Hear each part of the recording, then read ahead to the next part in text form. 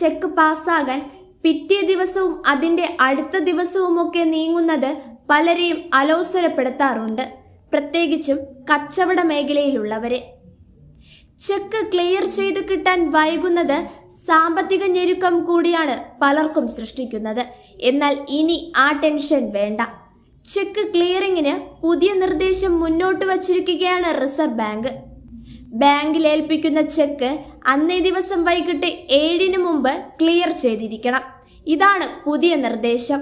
October 4 മുതലാണ് ഈ നിർദ്ദേശം പ്രാബല്യത്തിൽ വരുന്നത്. നിലവിൽ ചെക്ക് പ്രോസസ്സിംഗ് നടത്തുന്നത് ബാച്ച് ക്ലിയറിംഗ് രീതിയാണ്.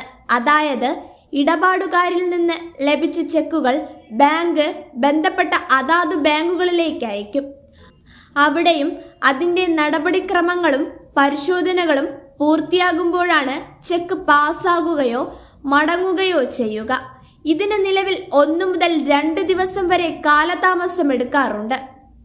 ഒക്ടോബർ 4 മുതൽ ചെക്ക് ക്ലിയറൻസ് രീതി മാറുന്നു. ഒക്ടോബർ 4 മുതൽ ചെക്ക് ക്ലിയറൻസ് രീതികൾ മാറുന്നു. ഒരു ബാങ്കിൽ നിന്ന് മറ്റൊന്നിലേക്ക് ചെക്ക് അതേപടി അയക്കുന്ന സമ്പ്രദായം അവസാനിക്കും.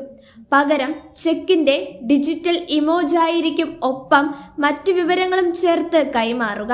ഇരു ബാങ്കുകളും ഇവിടെ മണിക്കൂറുകൾക്കുള്ളിൽ തന്നെ നടപടിക്രമങ്ങൾ പൂർത്തിയാക്കും. അതായത് അന്നേ ദിവസം തന്നെ ചെക്ക് പാസ്സാകും, അല്ലെങ്കിൽ മടങ്ങിയെന്ന അറിയിപ്പ് ഇടപാടുകാരന് ലഭിക്കും. ദിവസങ്ങളുടെ കാത്തിരിപ്പ് ഇതോടെ ഒഴിവാകുന്നു.